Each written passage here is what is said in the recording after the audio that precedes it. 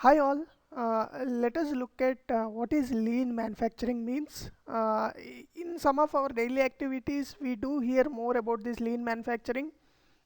So let us see some points and try to understand what lean manufacturing mean.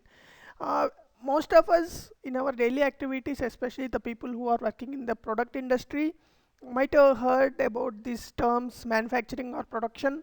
So the manufacturing or production is the last point in the design step where after this you would be set to release to a market. So the last step which involves hours and years of activity sometimes mm, would be a very critical step for you to earn profits in the process. So, if that such activity, if it is not planned properly, could lead to losses, and then again, it also it takes a lot of time to complete the activity. So that should be planned properly, and you should follow specific process that are defined. That is what lean manufacturing comes to the fore, where it defines a systematic method and it has several tools which are defined, where you can use those tools to improve your manufacturing steps and also eliminate any waste which can lead to losses. Now, where did this come from? The lean manufacturing basically originated from the Japanese manufacturing industry, especially the Toyota and the automotive industry follow this a lot. So in our manufacturing activities, mostly we do use lean manufacturing practices unknowingly. And coming to this, so what does a customer want from anyone? Suppose if I'm a vendor and I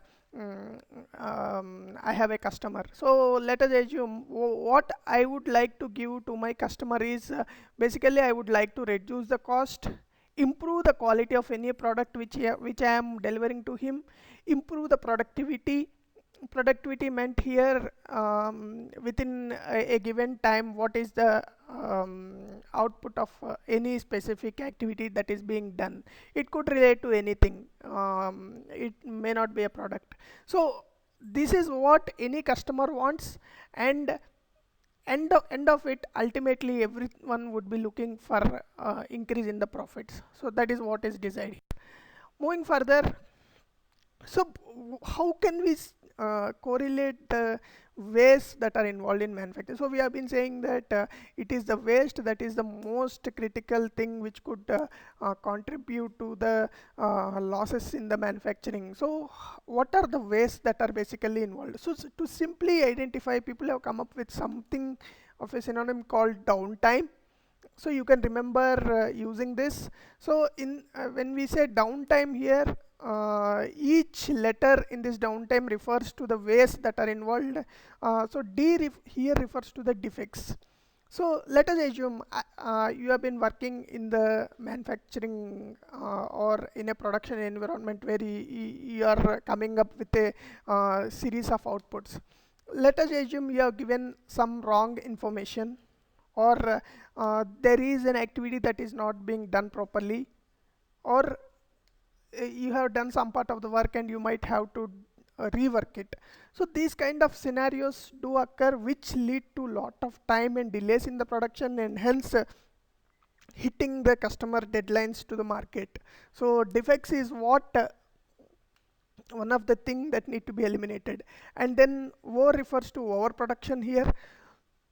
Overproduction meant, let us assume I want a 50,000 pieces to be produced in a span of 1 year.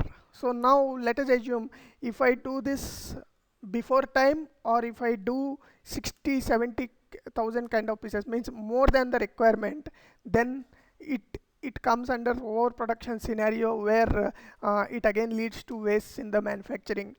And again, let us assume there is a process that is involved in manufacturing. Definitely there is a process, like a series of steps that would be involved. If you are a electronics engineer, so the series of steps would be initially take the PCB, inject it into the SMT machine, or before injecting it, you would go through series of steps like baking or visually inspecting the things.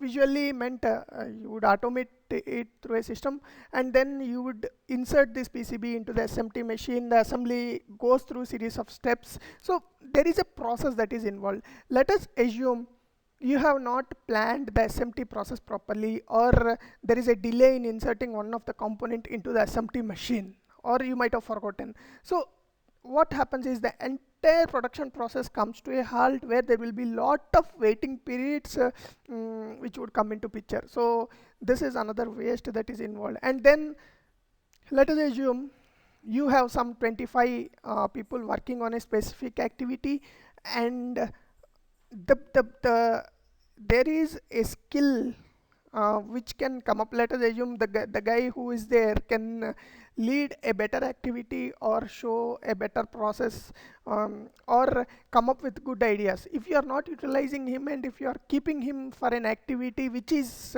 underutilization of his skill, or unexploring his skills, then it would come under the non-utilized talent, which is again a waste. And then in the manufacturing related activity, or in the chain, the chain meant we are talking about the series of activities here. If we are moving resources unnecessarily, here resources meant could be any material, so that might add to a wastage which is not required in the process, but we are doing it, and it is leading to additional costs. And then inventory. So inventory meant the materials that are there to be used for the production. Suppose if you have materials which are not used forever, or any materials which are planned for production and then left out, which are bought in excess kind of, so this comes under the inventory waste.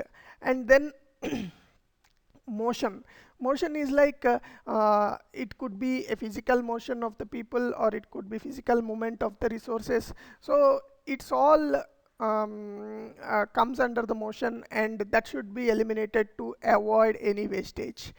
And the next one is extra processing. So if you are doing any activity which is not intended to be done, and or if you are doing more than what is required, then that is extra processing. Like assume that I wanted to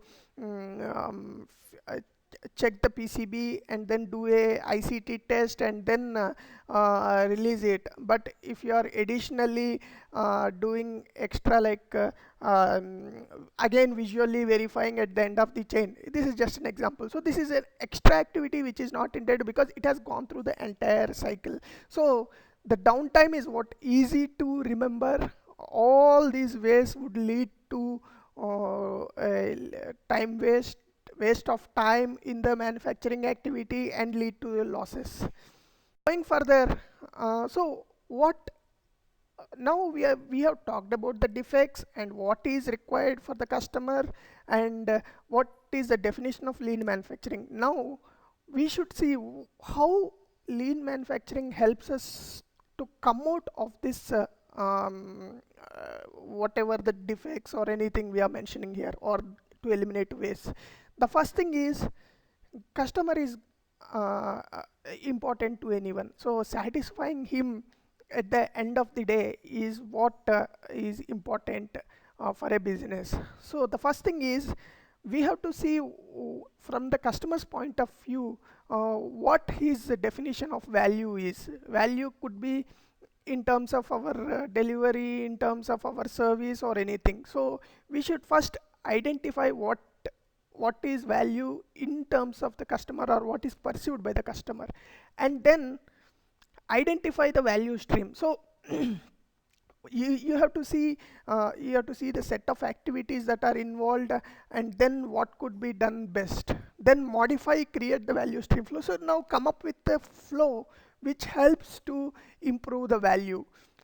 The next one is pull rather than push. So rather than you taking up any activities, it is that the customer has to pull based on his requirement, and rather than situation demanding it, the customer should come up with something of his requirement, and then you should start the activity. End of it, perfection is what matters in every activity, whether it be any industry. So these all include the lean principles which should be followed while um, you want to improve your activities eliminating waste. And then where can you apply lean manufacturing to? You can apply to design, any distribution activity that is involved, any channels which are involved in the distribution, or if you are providing any service. So till now we have been talking about the manufacturing, but if you want to improve your mm, value, or if you want to improve your delivery or delivery quality, you can apply this to any generic activity. So while in industry manufacturing has been following it, you can apply to any of these activities in.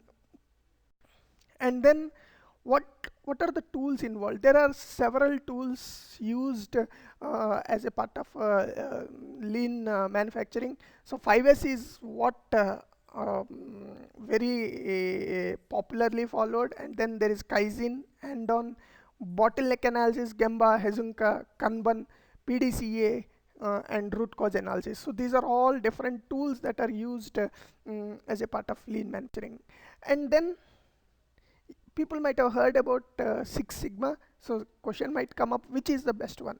So if you are really involved in applying these principles in your regular activities, you can either use lean or a Six Sigma, or you can use both of them together.